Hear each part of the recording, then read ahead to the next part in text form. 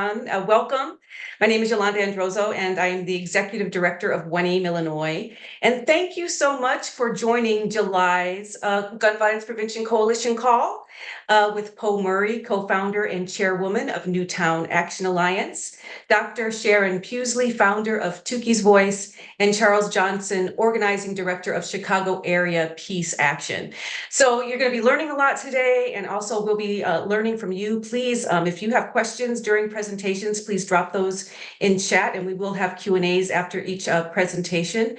I just want to acknowledge that, July has been, it's been a rough year for us, rough July here in Chicago. We had 3 mass shootings over the holiday weekend.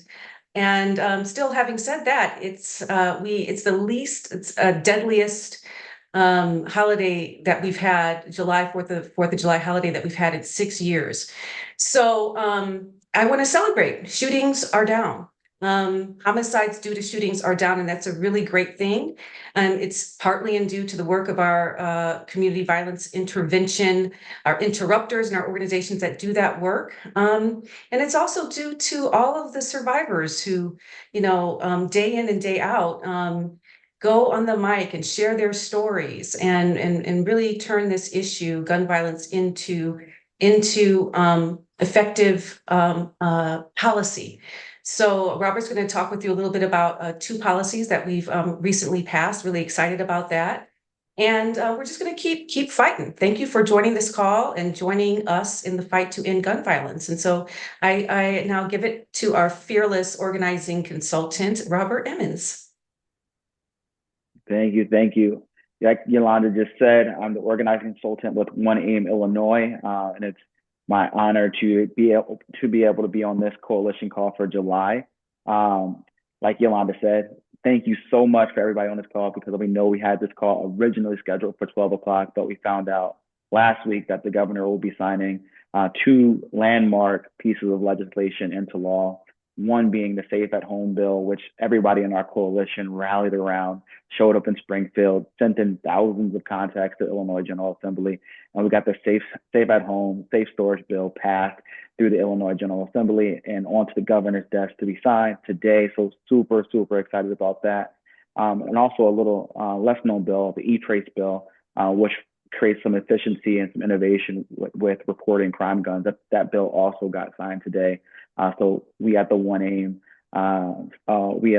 staff, we were at downtown to witness these 2 bills being signed. So thank you all so much for your flexibility, and also thank you all for your action and your advocacy for the last 2 years on these bills. So we truly, truly appreciate you.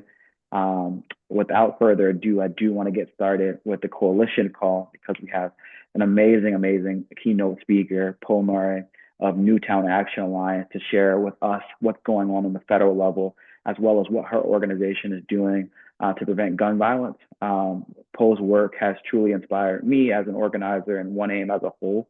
In fact, I wouldn't be an organizing consultant with One Aim had it not been for Poe Murray. She invited me to a panel discussion at Netroots about 2 years ago, and that's where I met Yolanda Androzzo. So I personally owe a huge debt to you, Poe, for that connection, and I owe a huge debt to you for the work that you're doing to help save lives.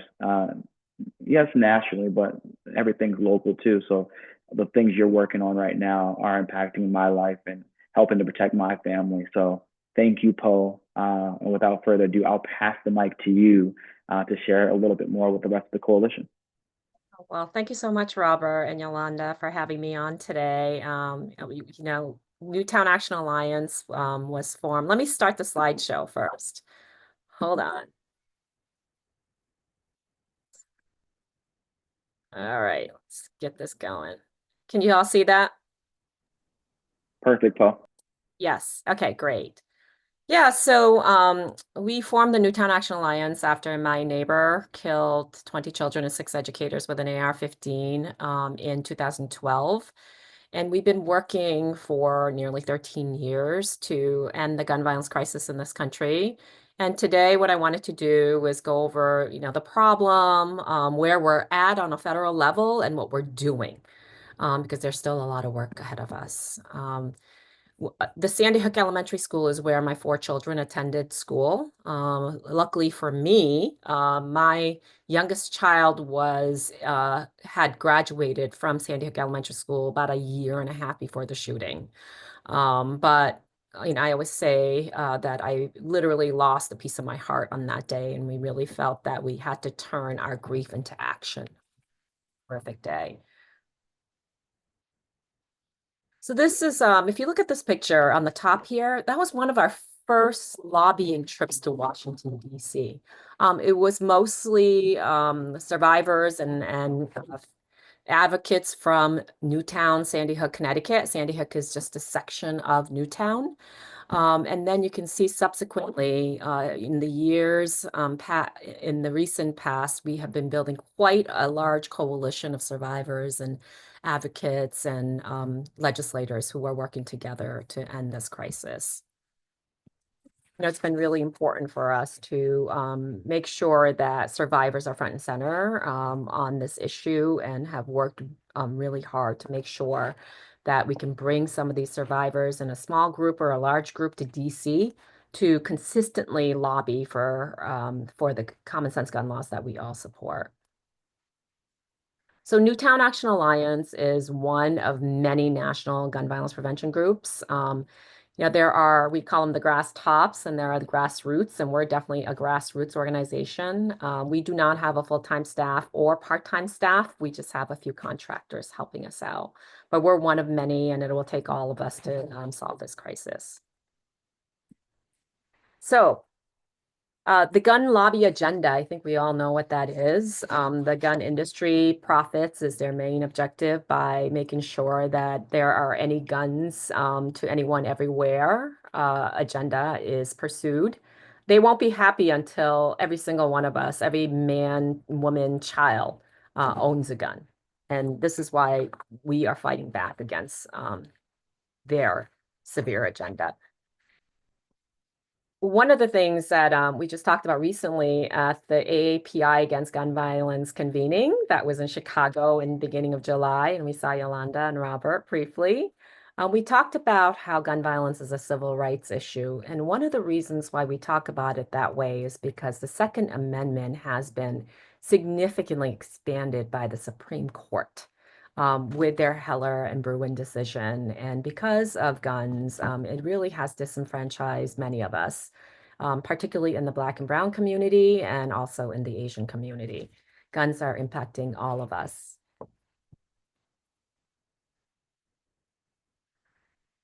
One of the reasons why gun violence has not abated is because of the gun lobbies, any guns to anywhere, everywhere agenda. There are 400 million guns in our country, and 3% of Americans own about 50% of all guns. And that is about 100 million more guns than we had when the Sandy Hook tragedy happened. But, it's really important for us to remember that most of us don't own guns. 32% personally own gun, and 44% of people live in a home with a gun. But as you can see, many of the policies favor gun owners than non-gun owners. So we do have to change the culture and the narrative. Just wanted to show you a little graph of and the numbers of mass shootings since Sandy Hook. It escalated significantly over the years. Gun Violence Archive began to describe mass shootings as 4 or more people shot in an incident. And those numbers went up as high as 692 incidents in 1 year in 2021 during the pandemic years. Last year it went down a bit, and as of today, I believe there are about 250 mass shooting incidents, which is way too many still. And if you look at the gun deaths in Sandy Hook, in 2013, almost immediately after the Sandy Hook tragedy, there were about 33,000 gun deaths. And we saw it escalating up to almost 49,000, the peak in the last decade. It's gone down a little bit, and I think the policies that were passed by Joe Biden has made an impact, but gun violence is still higher than 2013. So that's the problem. And one of the reasons why we still fight so hard is because guns are the leading cause of death for American children and teens. And this is something that is a public health crisis that should be addressed in a way that it is not being dealt with right now. There is no true sense of urgency to tackle this issue, and it has frustrated us significantly, particularly because we've been working for 13 years on this issue. I talked about the Bipartisan Safer Communities Act that Joe Biden signed into law in 2022 after the Uvalde shooting. There were many policies that benefited us, and we started to see gun deaths go down, but certainly it was not enough. But one of the main drivers of reduction in gun deaths was the $1.4 billion in funding for violence prevention and intervention programs, although President Trump is now clawing that back, which is impacting the communities at this point, particularly, I'm sure, in Chicago. This is why, we're still working really hard to build support for our policy priorities, for a time when we can pass these bills. We hope that we will win the trifecta back. We hope the pendulum swings way to the left and we will, regain the House of Representatives and hopefully a larger majority in the Senate. We have to regain the White House. Otherwise, these bills will languish and will not pass. But right now, we're still doing the work to make sure that when these legislation are reintroduced, we are seeking co-sponsors so that we have the majority support that's needed for it to pass when we win back the trifecta. And these policies have been our priorities for quite a while. Assault weapons ban being one of our main priorities for the last decade. And we were successful in passing the assault weapons ban in 2022 after the Uvalde shooting in the House of Representatives. Unfortunately, we didn't have the filibuster-proof numbers in the Senate, but we were getting really close, and we were able to talk Senator Schumer into giving us a motion to proceed vote on the bill, along with Ethan's Law. Ethan's Law, congratulations on passing a safe storage bill in your state. For us, we believe it's crucial that all the states pass a safe storage bill and we pass a national law to keep kids safe and others safe from unsecured guns. There's not much we can do about the 400 million guns that are out there in the United States, but certainly we can ask for gun responsibility by ensuring that all gun owners lock up their guns. Repealing PLCAA has been a very important priority of ours. We ramped up lobbying efforts for that with Sandy and Lonnie Phillips, who lost their daughter in Aurora movie theater shooting. They had sued the online ammunition dealer for not conducting a background checks on the ammunition purchased by the mass shooter. However, the judge basically threw out the case almost immediately because of PLCAA and told the Phillips family that they had to pay over $200,000 to the NRA lawyers. Therefore, they had to file for bankruptcy and they had to move to Mexico to stretch their dollars, and that's where they live right now. So it's really crucial that we repeal the gun industry's civil liability shield. It is literally the only industry that has that right now. You may remember last year, Lindsey Graham told Mark Zuckerberg that he had blood on his hands because some young people, were killed or died by suicide because of social media. Well, guns are the number one issue killer of children and teens. So it is ironic that the Republicans were pushing so hard to get rid of the social media liability shield, but they still will protect the PLCAA legislation that protects the gun industry. And then, of course, Break the Cycle of Violence Act to fund the community violence intervention programs has been a huge priority. And last week, when I was in DC with 6 young people from Sandy Hook and Newtown, that was one of the bills that we pushed for. And there seems to be some bipartisan consensus that funding is essential to reduce violence. In fact, in the recent CJS appropriations bill, there was bipartisan support to include $55 million for community violence intervention, which is $5 million more than last year. So we were very happy to see that. And of course, funding for CDC or NIH gun violence research. Those have been our priorities. We have other priorities as well, like stopping, trafficking to Mexico and beyond. But these are the main ones that we've been working on for years. And I put background checks there because literally we've been pushing for to pass the background check bill since Sandy Hook, and we have not been able to pass it, even though 90% of Americans support it. It's been very frustrating. Now, there are some federal bills to block, and we need everyone to help us with this effort. The AR right now, they have many co-sponsors for the Concealed Carry Reciprocity Act, which will override the state laws on permitting and essentially create a national permitless carry law, right? It would be horrific for that to happen. And, it's a little rich coming from the Republicans who say that they believe in state rights. States like Illinois and Connecticut have strong permitting laws, so this would basically nullify that. So it's really dangerous, but they're getting a lot of traction, and we're going to need everyone's help to stop it. And you saw that the gun lobby is working really hard to deregulate gun silencers. In fact, in their reconciliation bill, in their big, we call it the big ugly bill that they passed, they reduced the excise tax on silencers, short barrel rifles, and shotguns to 0.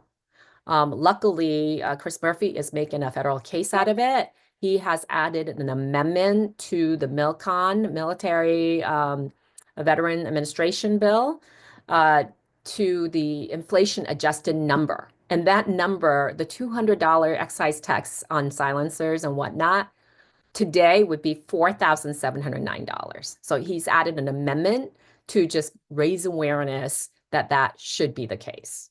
So we'll see what I don't. Well, obviously, they're going to fight that. That's not. I don't even think we're going to get in a vote on the amendment. But I'm glad that Chris Murphy is making a lot of noise. And of course, they want to pass a gun-free school zones act to attempt to repeal the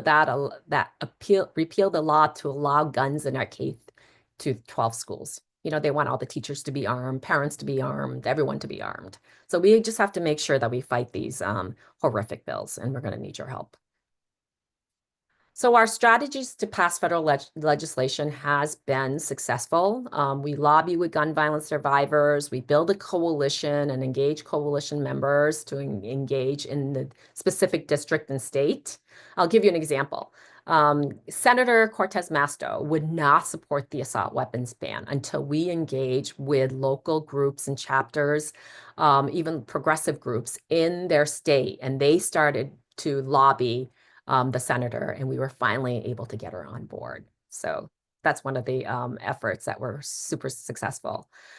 We are expanding the GVP coalition. I just, spoke of the AAPI Against Gun Violence convening that just happened in beginning of July in Chicago. It was our 4th annual.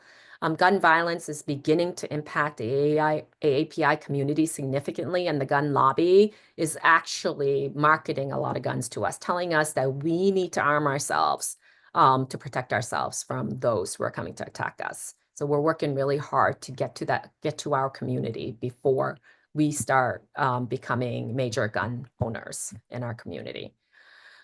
We host a End Gun Violence Lunch and Lobby session and after-hour lobby sessions on every single Monday. And we now collaborate with state groups or local groups to drive phone calls into the holdouts for various priority legislation. And we build support for those bills like one at a time. And that's been really successful as well. We regularly follow up with the coalition partners and members of Congress on the number of co-sponsors, and then we tag team. For example, Yolanda, if One AIM hosted a lunch and lobby session with us on a Monday, then what we do is we follow up with an email saying, hey, thanks for accepting all those calls from our activists and survivors. And then like a week or two later, we'll ask Yolanda to send an email to the same group because we've copied you on those emails already. And then you'll send a follow-up saying, hey, we called you 2 weeks ago for lunch and lobby and after hours. Now we need you to like hop on this bill. So we just pile on. That's what we do. We're really persistent. And as you know, we also send out an update to the entire GVP community. That's every single group, just about every activist in the gun control space and beyond. The AAPI Coalition, the Keep Kids Safe Coalition, the Assault Weapons Ban Coalition, and the progressive groups all receive the same email that you receive if you're on my list on Mondays. Right. So it goes out to a wide network of people, including members of Congress. So that's been very effective as well to kind of get all of us on board. And of course, I think one of the most important thing that we can do is get out the vote on this issue. So these are our lunch and lobby and after hours sessions, and we would love to collaborate with you, Yolanda and Robert. I don't know if we've done it before in the past, but it's an opportunity for state groups, local groups, other grassroots groups to partner with us and call into Congress and encourage them to support the priority legislation, because many states in our nation will not be able to pass some of the bills that we passed in Connecticut or in Illinois. So it's really important for us to ensure that we're working, very collaboratively and together to build support for a time, like I said earlier, when we win back to trifecta, we'll have all these bills lined up so that they can pass. And Angela Weber leads our lunch and lobby session, and your very own from the Chicago area, Abby Kasicki, who is a survivor from Highland Park, leads the after hours session, because there are people that work and there are students who can't hop on during the lunchtime. And I also wanted to invite all of you to the 13th annual National Vigil for All Victims of Gun Violence on December 10th.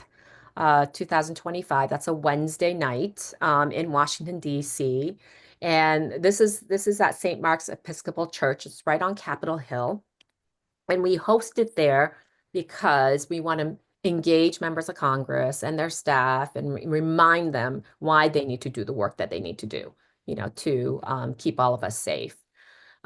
This has been the 13th annual. It's been a labor of love because we raise money so that we can bring about 200 gun violence survivors to DC so that they can network with each other. And then the next day we pound the pavement and we make sure that they're in front of their legislators so that they can push for our priority legislation. And in addition, this year, we hope to work with the progressive groups who are hosting these national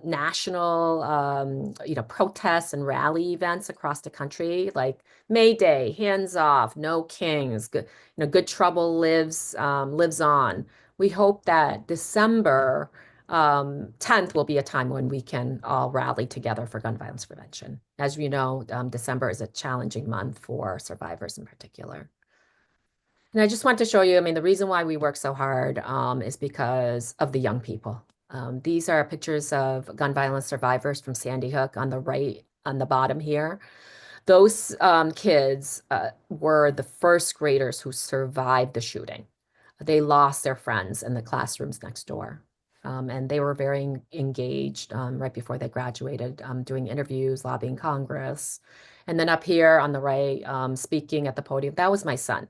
He spoke at the March for Our Lives because it was so important to him to create the change that was necessary. And he's my shy little guy, so I was really proud that he spoke in front of 800,000 people.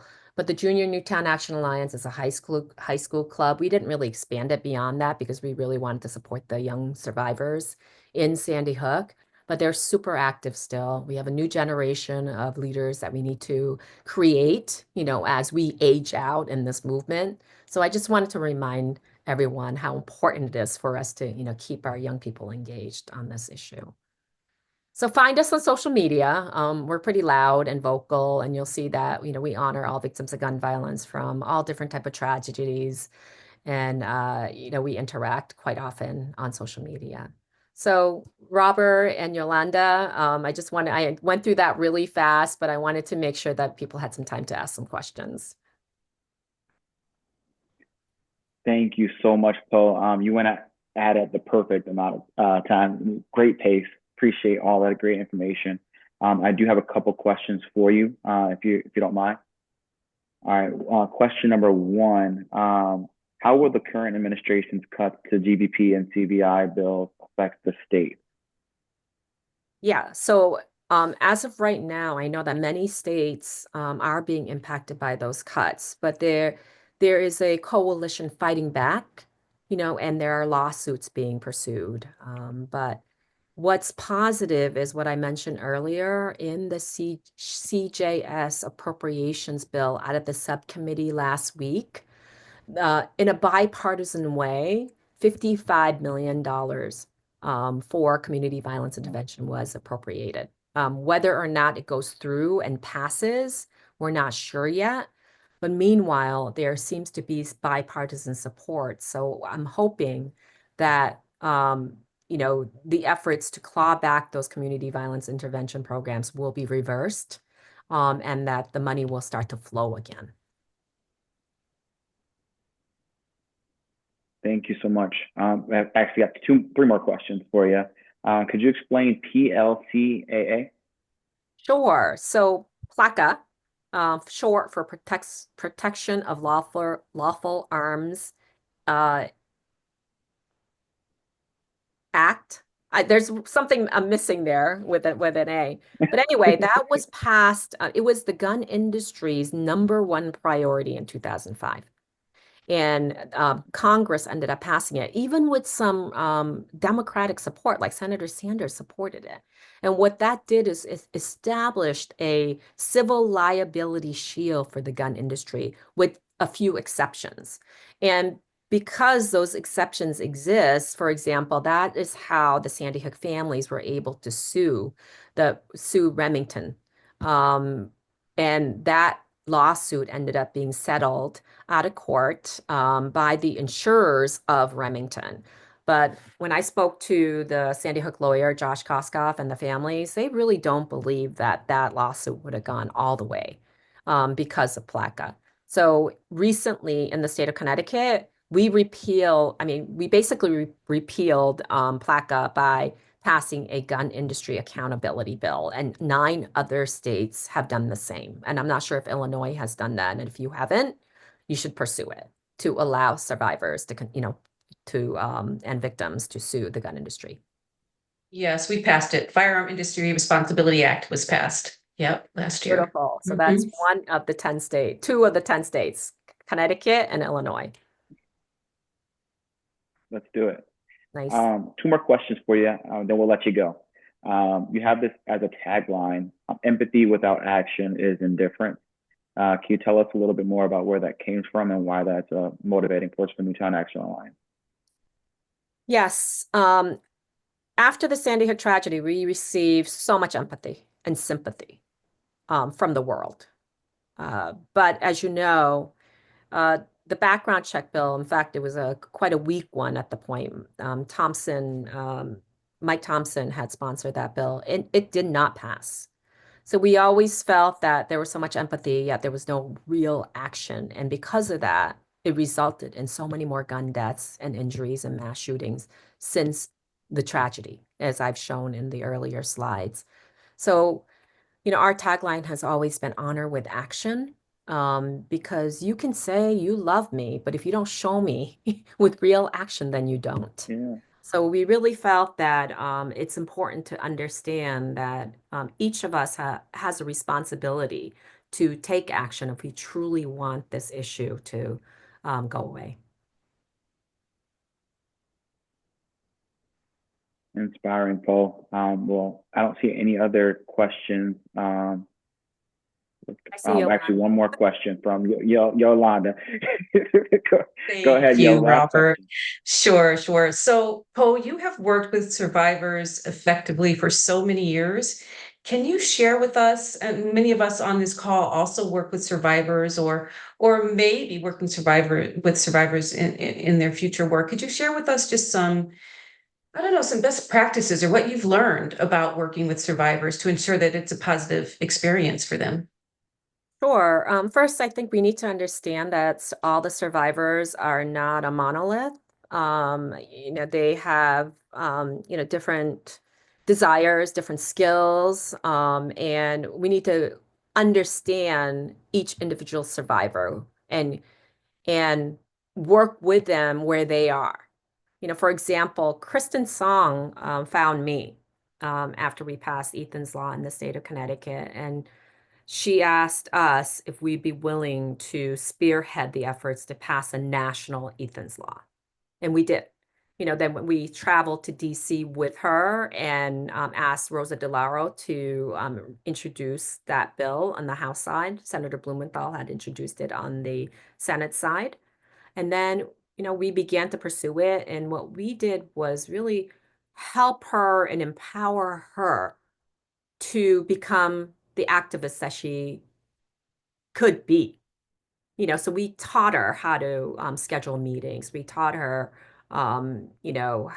what the best messaging would be, which is basically to share her story, right? And use that empathy, but asking for action because we don't, I said, empathy without action is indifference. So it's really important to not take advantage of the survivors, and we make sure that we provide various opportunities for them, but understand that sometimes they're not ready or they're tired. And we've never really established a true survivor network like some of the other organizations have done. For that reason, we want to make sure that our work is very authentic and supportive of their true desires. Thank you, Poe. Thank you so much, Poe, for your time. We truly appreciate all the work that you do to make us safer. I'll let you get back to your day, but we truly appreciate you. Thank you for having me on. Take care. Take care. Okay, we're going to keep moving. That was inspiring to see how much work is being done on the federal level to make our communities that much safer, to hopefully bring peace to our community. So truly, truly appreciate Poe for joining this call. As those on this call is aware, One Aim Illinois is the state's largest coalition of gun violence prevention and community violence intervention organizations in the state of Illinois. And we're only getting larger. So it's an honor to be able to welcome two new coalition members to this call so that we can all get familiar with the work that they're doing to uplift survivors and the work that they're doing, peace on even an international scale, and how that work intersects with the gun violence prevention that we're doing here in Illinois. So without further ado, I'd like to welcome our panelist, Dr. Peasley of Tukey's Voice. She's the founder of Tukey's Voice, and Charles Johnson, who's the organizing director for Chicago Area Peace Action. We have a few questions for them. We first want to allow them to introduce their organizations and tell us a little bit about it, like 1 minute, and then we'll jump into some questions. So we'll start off with Charles. All right. Thank you, Robert. And thank you, Yolanda, and everyone here and Poe for the presentation that is so powerful. Chicago Area Peace Action is a local Chicago affiliate of a national group called Peace Action, which is a grassroots group working for peace. Mostly we work to reduce the roots of violence in U.S. foreign policy and U.S. climate policy. And, our aspect on it is that peace is built from the bottom up, guided by people impacted by violence the most. And so we usually approach it with awareness raising events, teach-ins, film showings, protests, and things of that nature. We call for what we see as healthier policies instead of military first, exploitation first policies that we often see. And we especially like to partner with a lot of great groups in Chicago and around the world who are working on the same issues. So that's kind of a nutshell of what we do. And just to tie one note to what Poe had said, on the aspect of trying to spread weapons to every place, that's what we find that the US does, the biggest maker, seller, spreader of weapons. So we try to intervene in that. Mm. Thank you, Charles. Dr. Pusley, I make sure I say Yes, doctor. thank you. So Tookie's voice was birthed out of the devastation of my daughter being murdered from a domestic violence situation. She was a detective in Montgomery, Alabama.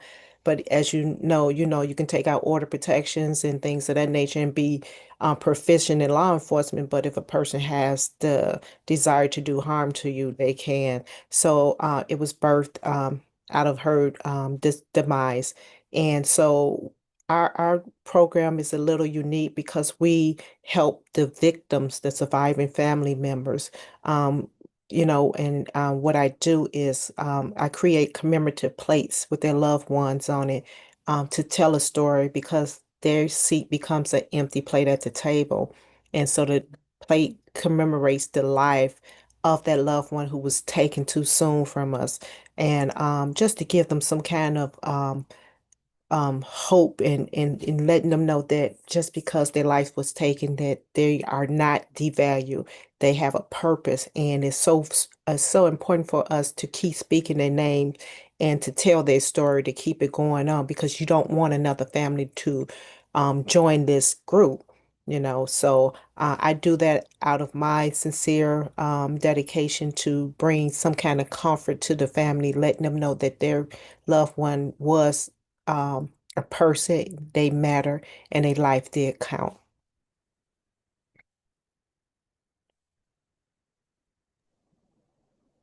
Thank you so much.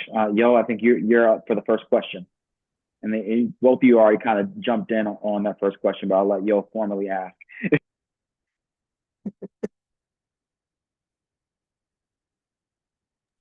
You're on mute, Yo.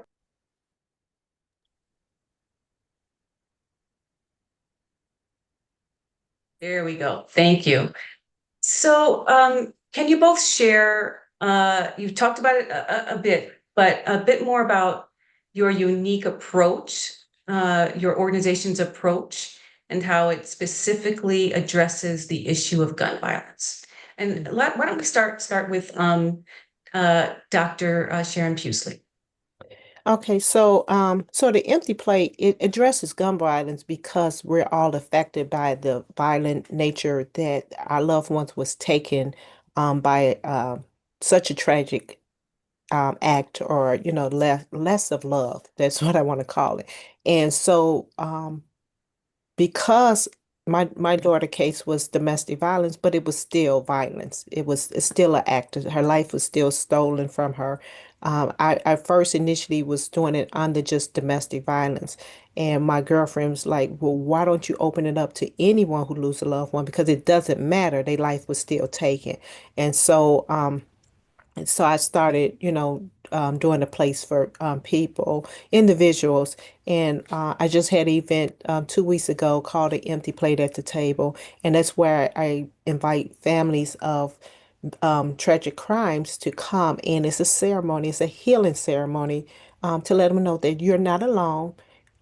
We understand your walk because we're walking it with you. It is a family of us, it's a community that we don't want membership to this club. So I kind of come on the healing side on the back end of it because it's already happened to them and they already lost their life and went through the traumatic um, aspect of violence.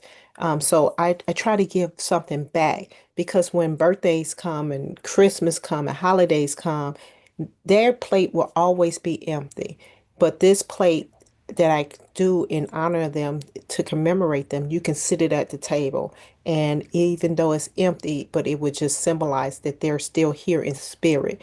It was always said we die twice. Once when our spirit, our life leave our body, and once when they stop speaking our name. So it's so important for us as the family to be their voice, to tell their story, to let everyone know that this person was taken from us, but I'm going to be their voice and I'm stepping in to take that torch to another, another level. So that's what I do. It's also a healing process for me as well. It helps me to kind of cope with the physical loss of my child because that's a hard feeling and an empty pill, to swallow. So I do that to give back. Thank you, Dr. Pusley. I have to say, I saw your plates before I ever met you Yeah. at a couple of vigils, and the survivors, I'd say, oh my gosh, tell me about this plate. And they shared the plate with me. They told the story of how they met you and you creating the plate, and what a healing experience it was for them. And I'm also honored that you're going to be doing a workshop with our Survivors Council members. So I'm Yeah. very, very grateful for that. Yeah. Yeah. Yeah. Yeah, so I'm going to ask Charles the same question. So, I mean, you went into it a bit, but if you could expand even more, like what is your approach? It sounds like there's a lot of direct action in how your organization addresses gun violence. Is that so? Yeah, I think a lot of it is about basically meeting people and connecting with people who are basically getting the effects of violence. And, that includes people here in Chicago and also people in war zones around the world. So once you have partners who have families maybe in Palestine or who have families in different parts of the world affected by the wars and the violence that's going on, you kind of learn from them what that looks like. And the biggest desire that most people have that we find is calling for ceasefire, calling for the killing to stop, calling for intervention. And so that's why one of our board members, Orion Meadows, who works with the Institute for Nonviolence Chicago, which he connected me to the work of One Aim because he said that's what One Aim does. They try to intervene, whether it's legislation or the communities partnering for peace, this network of groups that wants to just ceasefire all the shooting that's going on. So it's kind of what we try to do is also connect that that's definitely happening here in Chicago and in Illinois, but it's happening all over the world. People want to ceasefire where they're being killed and exploited. So kind of basically meeting people, learning from them, showing films that tell their stories, having them tell their stories in person at our events. We'll have events which oftentimes focus on, we'll have a panel after a film, and it'll have a Palestinian speaker, a Jewish speaker, both who are focused on stopping the killing. And so when a voice calls for stopping the killing, that's where we really find that overlap that so many people have. And some of the approaches are just teaching these alternatives to safety, reimagining, rethinking safety, what that can look like. And it doesn't always have to involve a gun. And in fact, there's a lot of proven methods that don't involve weapons that are about outreach, getting to people, getting resources, investing in life instead of investing in death and those types of things. Thank you. Thank you both. This question, we'll start off with Charles, and then we'll pass it over to Dr. Pusley. In your work, what are some of the most impactful strategies you've implemented to uplift peace and prevent gun violence in your community, or Charles, for you around the world? You've kind of already referenced it, but peace is peace, whether you're talking about peace in Palestine or peace in Inglewood. So what are some of the most impactful strategies that you have worked on to help usher in that sort of peace?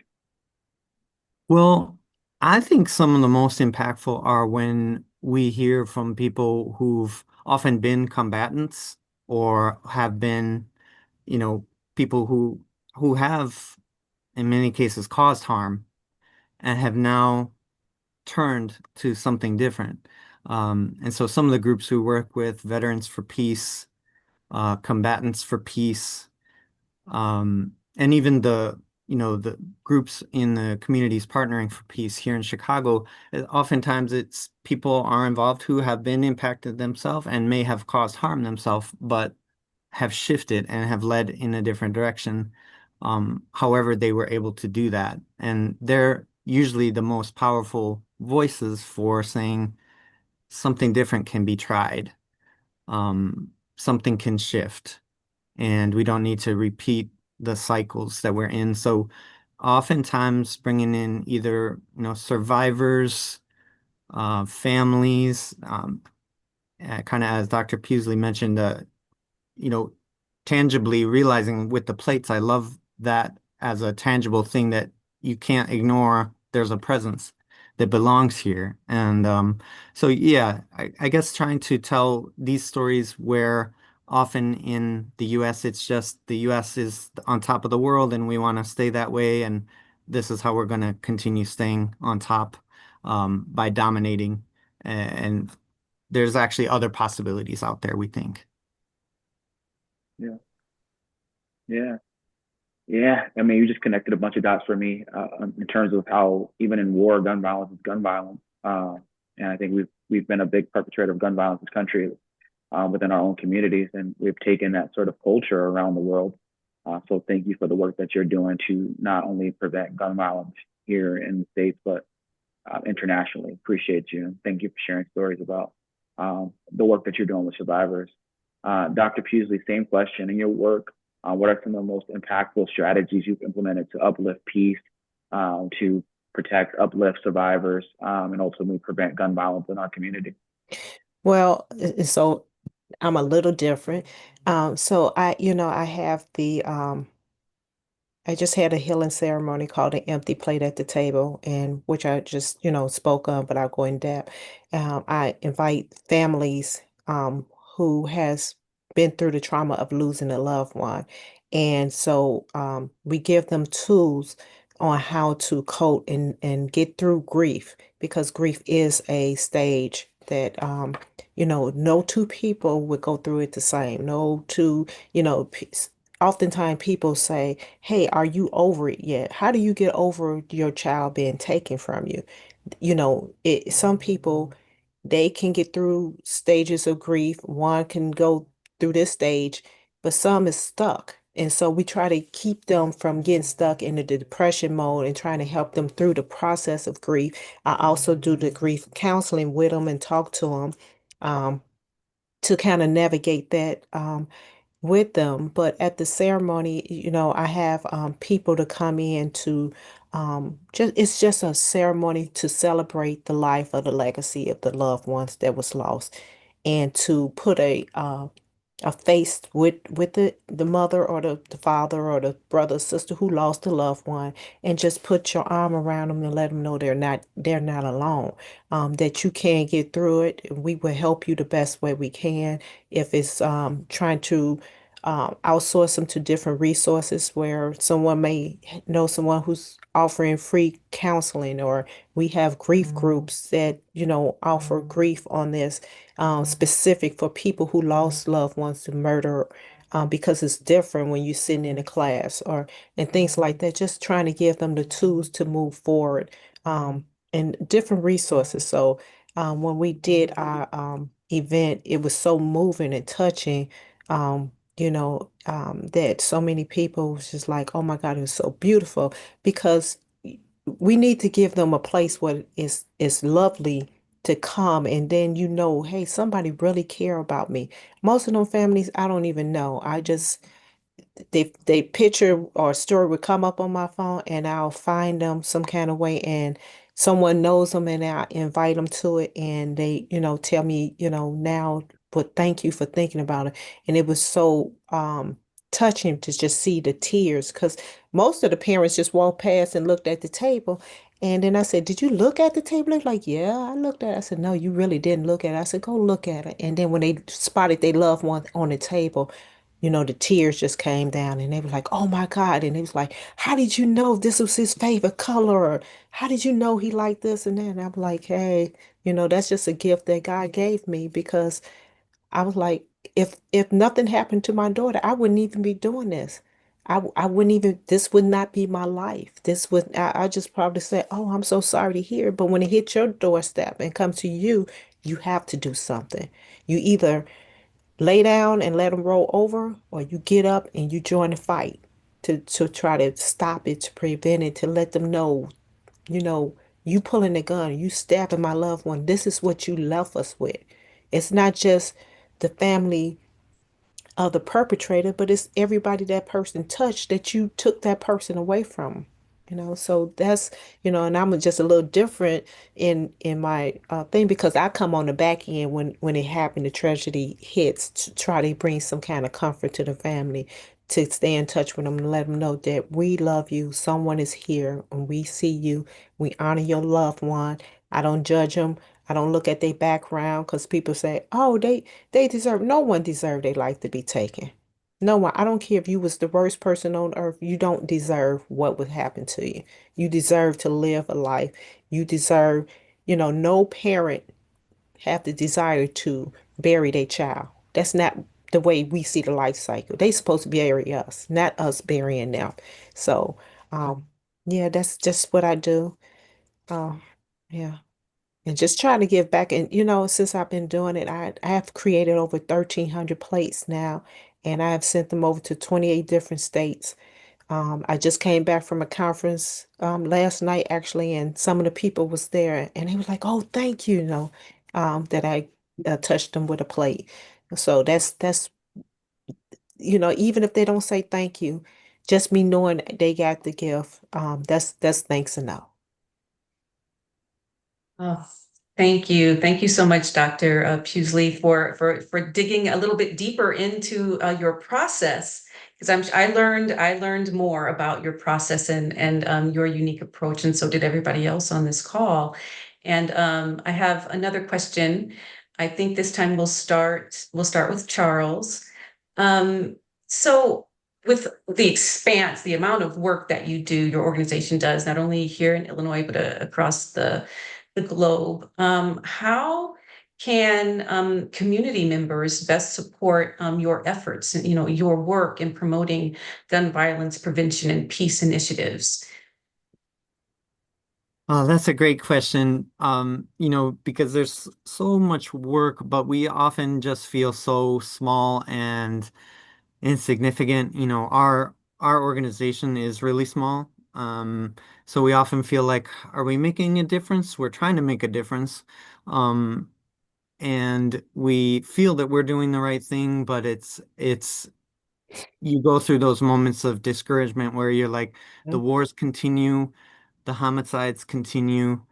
Um, so I think one thing is if what helped me when I was getting into this type of work to not be discouraged is just to start to make some connections with, kind of as Martin Luther King Jr. had said that um, militarization, exploitation, or capitalism and racism all tend to tie Mm, to each other. And once those connections start coming to you, you start to see them everywhere. And so, having discussions and making connections can be powerful, especially when you meet people, whether it's people from a different part of Chicago, Chicago being such a segregated city, our peace group having its origins on the north side. Um, One of our biggest growing things is we need to know about the piece that's being built in the rest of the city. And so I think that if people do come to our events, the great thing is that they will meet people from other countries who are there because their family, they might be a second generation person from um, a place that has been affected by U.S. policies. And they might be someone whose family is currently in another part of the world being affected by what the U.S. is doing. Or it might be veterans who, veterans have a very high rate of suicide, of mass shootings. Oftentimes it's veterans who haven't been able to cope with what went on for them. So if you come to our events or check out our organization, you'll see that we're small, but we're trying to learn from others. And Peace Action as a general organization has these chapters across the country that are also trying to do the same thing. And a lot of them are trying to learn from local groups doing peace in many different ways. As Dr. Peasley was saying, like there's the healing end, there's the intervention end, there's different ends of this problem. And we can all kind of learn to round off that knowledge from different Thank aspects. you. Yeah, sorry. Thank you, Charles. Thank you. Yes, and we've dropped your website in chat, and we're also sharing Dr. Pusley's contact information. So yeah, same question for you, Dr. Pusley. And you said 1,300 plates? Is that what you Yes. said? Mhm. 1,300, that's a lot of plates. It's a lot of material. It's a lot of, going Yeah. into those. Yeah. So how can community best support your work, your initiatives to do this healing work associated with gun violence? Well, unfortunately, I have not received a grant, so my work is from the donations of individuals who I made did a plate when I was first trying to figure it out what I was doing, and they came back and they donate, or it comes straight out my pocket. So, um, yeah, so I just do it because something has to be done. Something has to be done, and I'm just banking that, I would get a grant because I would love to be able to sponsor more families. But right now, because I'm digging into my resources, so if you have more output than input is kind of difficult. And then materials cost because when I do these plates, I have to make sure it's something that I would love. So I don't want to give something to someone and I don't like it. It has to be my standard. Sometimes I'm disobedient. I don't listen to, what comes to me and I do a plate and I want to do it because I want to do this and it's not the right plate and it doesn't speak to me, so it doesn't settle. So some people end up with two. I'm like, this is the one I did because I didn't follow what, the Holy Spirit gave me. Um, but when I listen to my mind and it comes on to me, I do the plate and when I do that, I usually hit it right on a nail for the family. Um, but when I want to be in my own feelings and I want this plate to be blue because I want this blue on here, and it might not be blue. It might be purple or black, or that might be the color red, and and then it fit because it's like a common feeling when I do my plays. I either sometimes I sing to them, I talk to them, I play music. It's whatever it comes over me for at that time when I'm doing it, and sometimes I can start on maybe this person plate and it's not there and I'll start somebody else and I can finish theirs, it's because I have not got the direction on how to do it in the right way. So I have to listen to myself and not be myself, if that makes sense. But yeah, I'm about donations. I don't make anything off of them because I package them well. And if anyone received one out of town, they told me, they said it took me about 5 or 10 minutes to open it because I want to make sure I don't lose one. And so far I have not lost the plate, shipping them all. And I shipped them as far as Hawaii. That was the farthest place I shipped the plate. Didn't even know the family, but I found them. So grateful to you, Dr. Sharon Pusley and Charles. Thank you for joining us. And of course, I'm gonna pass this on to Robert so that he can let people know how to contact you all. And we have some closing remarks. Yes. Awesome, awesome. Well, thank you both. Like Yolanda said, we are at time, but a quote that came to mind was Pablo Picasso. He said, the meaning of life is to find your gift. The purpose is to give it away. The two of you have truly given your gifts to all of us. So truly, truly appreciate your time. Just a closing, if you all can share just one word of what's given you hope. I know that's a lot, tall to ask. One word that's given you hope in this season to close us out. We'll start with you, Charles. You're shaking your head. Yeah. You must have a My word. word, What's the word? my word is communal. Communal. Beautiful. Dr. Pusley? Press, oh God, I just had it was on. Um,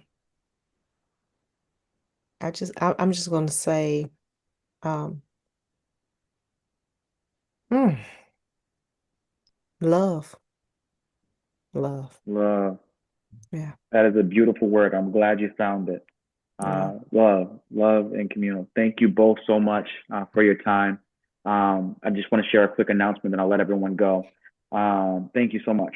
Part of the Joyce Foundation's webinar series on CDC-funded firearms research, there's a 1 in 6 webinars of the series. It's titled Gunshot Project. It's a unique partnership between firearm retailers and mental health professionals focused on suicide prevention.